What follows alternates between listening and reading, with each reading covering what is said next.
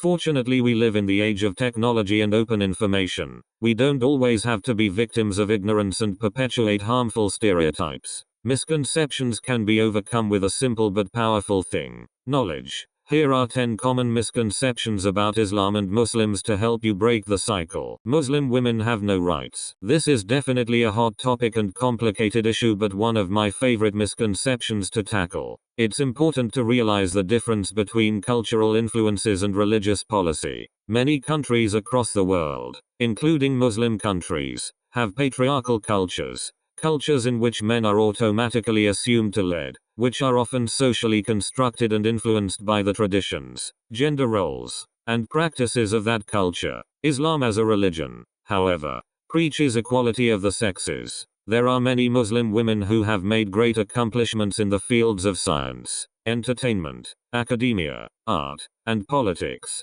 Just this year, Amina Garib Fakim, a professor of biology, became president of Muslim-majority African country Mauritius. Muslims worship a different god. A lot of people think Allah is a specific Islamic deity, but really it just means God in Arabic. Christian Arabs even use the word Allah when referring or praying to God. And since Islam is an Abrahamic religion, Muslims believe Allah is the same God who Jesus, Moses, and other biblical prophets all prayed to. Islam doesn't mix with other religions. Again, it's important to make the distinction between the behavior of various cultures and politics of countries compared to actual religious theology. Islam is an Abrahamic religion, which is in the same family of religions as Judaism and Christianity. All three of the religions share many similarities, including important religious figures, historical events, and spiritual beliefs. In fact, Muslims are religiously required to believe in Jesus as a divine prophet. There have been numerous periods of history throughout the Middle East where Muslims, Jews, and Christians lived together for centuries. Muslims must engage in jihad, also known as holy war. This misconception was a huge buzzword right after 9/11 and still does come up every now and then.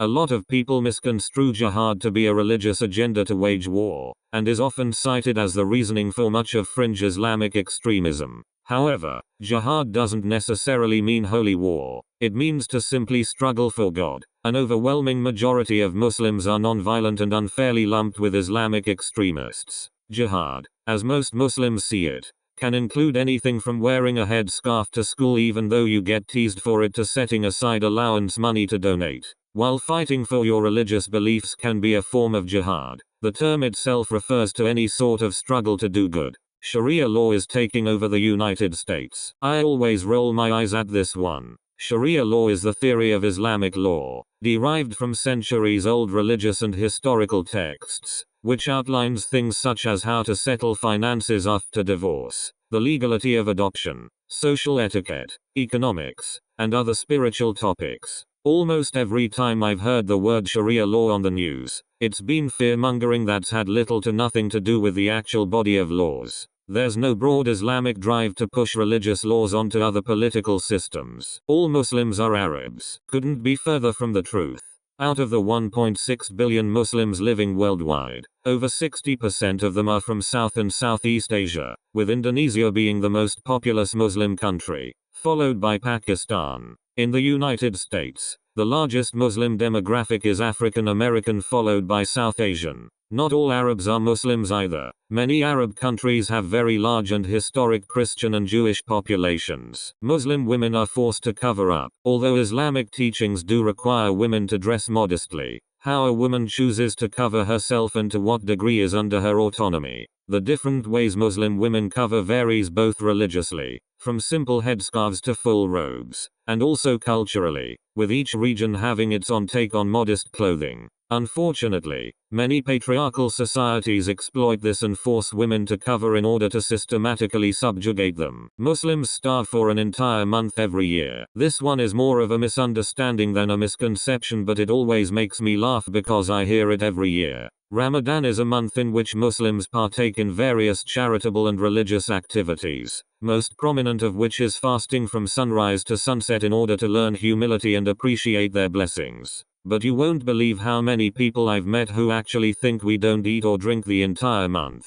Not true. Although we do fast for 1 month, Abstaining from food and drink only takes place during daylight hours, which usually ends with a big feast at sunset and way too many people overeating and raiding the fridge at 3 a.m. Muslim men are encouraged to practice polygamy. This misconception gets brought up a lot, but a little historical context helps us better understand. 1400 years ago, during the rise of Islam, social structures did not provide women with the same assistance as they do today. Women needed marriages not just romantically, but also as a means of protection, housing, employment, and tribalism. The law of allowing Muslim men to marry multiple wives was explicitly introduced so as to help widowed and divorced women retain social well-being. More importantly, Muslim men are discouraged from marrying more than one wife if they are unable to provide for them equally financially and emotionally. In many Muslim countries, and even Muslim communities here in the West, polygamy is looked down upon and considered an outdated tradition. Muhammad was the founder of Islam. Historians might consider Muhammad the one who introduced Islam, but Muslims believe Islam to be the same message revealed by Jesus, Moses, and all the other biblical prophets. Additionally, Muslims do not pray to or worship Muhammad. If anything, it is emphasized that he was human just like everyone else.